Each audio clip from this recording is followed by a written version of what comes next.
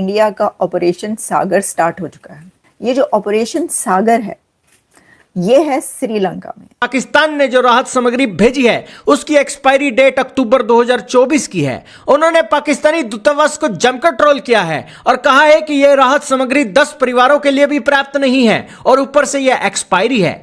India की तरफ से धड़ाधड़ मासिव एड भेजी जा रही है थ्रू एयरक्राफ्ट्स। उनका जो इंडिया का एयरफोर्स एयरक्राफ्ट है वो भी साइक्लोन के बाद श्रीलंका पहुंचा है। India's support has been very meaningful during this difficult moment.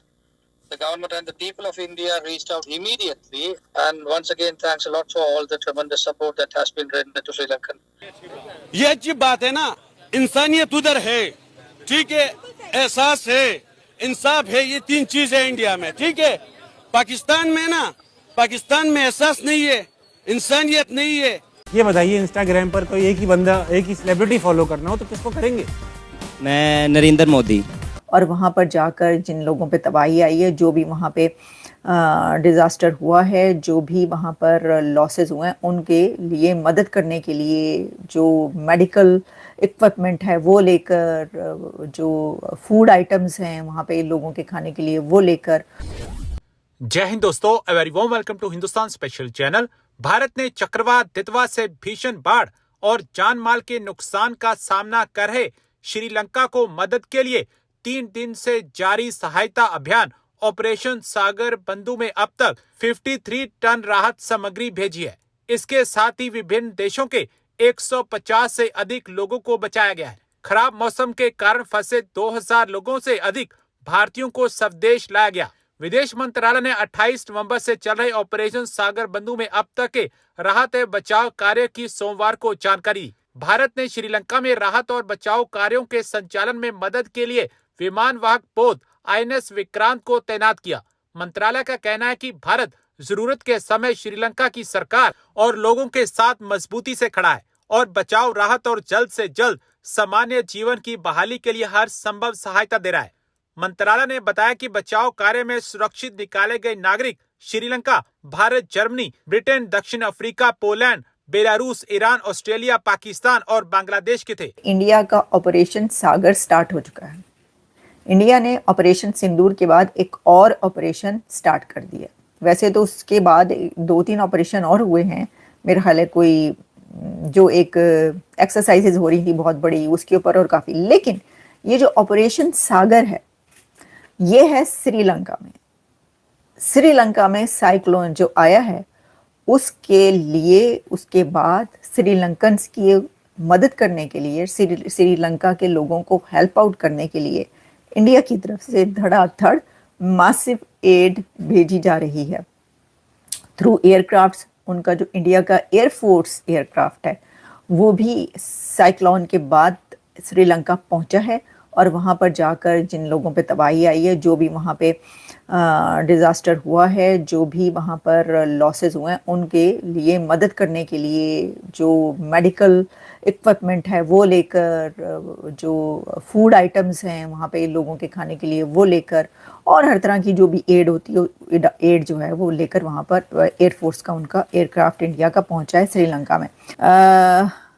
हुआ ये है कि जो यूएन है उसकी तरफ से जो है वो ये कहा गया है कि भाई ये क्या हो क्या रहा है, ए तुसी की कर रहे जे, उन्होंने कहा है। मैं आपको बताती हूँ यूएन की तरफ से क्या कहा गया है।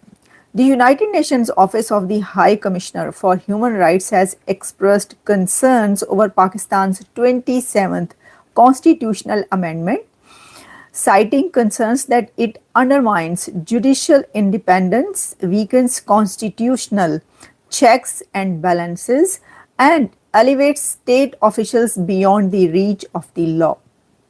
फिर यूएन ह्यूमन राइट्स के जो चीफ है उनका ये कहना है, the UN human rights office along with the International Bar Association's Human Rights Institute has condemned the amendment, particularly its potential to allow the president and highest ranking military to act above the law and to यानी उसको एक political control जो मिल रहा है इस 27th amendment की वजह से, वो जो पॉलिटिकल कंट्रोल है वो जुडिशरी को अंडरमाइन करेगा, बल्कि तमाम इंस्टीट्यूशंस को अंडरमाइन करेगा। पाकिस्तान गवर्नमेंट जो है उसने क्या कहा उस पर हम अभी आते हैं, लेकिन जो की कंसर्न्स हैं of United Nations human rights के 27th अमेंडमेंट पर वो आपके सामने रखते हैं।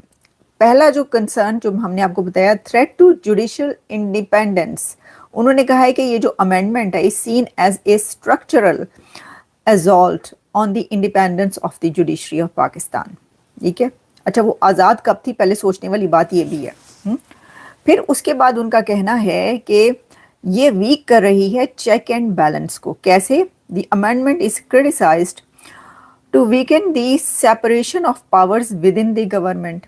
तीसरा उन्होंने कहा elevation of state officials, there are concerns that the amendment places the president and high ranking military officials beyond the reach of the law. बाहर चले गए, क्योंकि उसमें हमने आपको बताया था जब ये अमेंडमेंट आई थी कि इसमें मसला ये है कि जो अच्छा वो फिर कह रहे हैं जी देखें मेरा प्रोग्राम कोई भी देख सकता है, सभी देखें, इसमें ऐसी क्या बड़ी बात।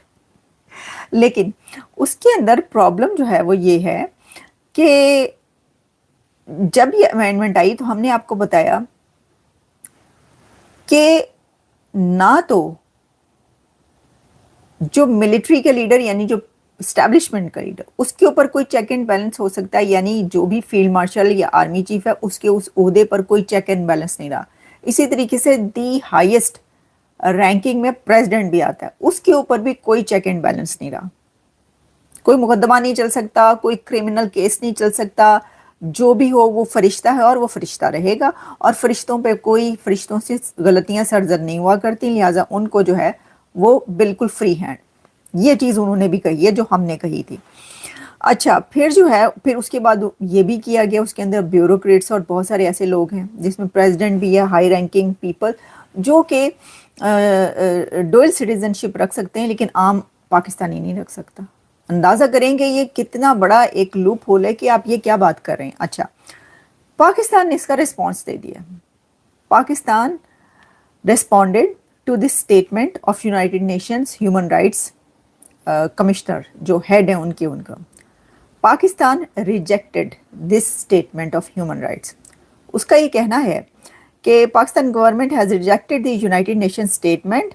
उन्होंने कहा है कि जो भी हुआ है उसमें all legislative and constitutional amendments हैं, ये are the domain of the elected parliament.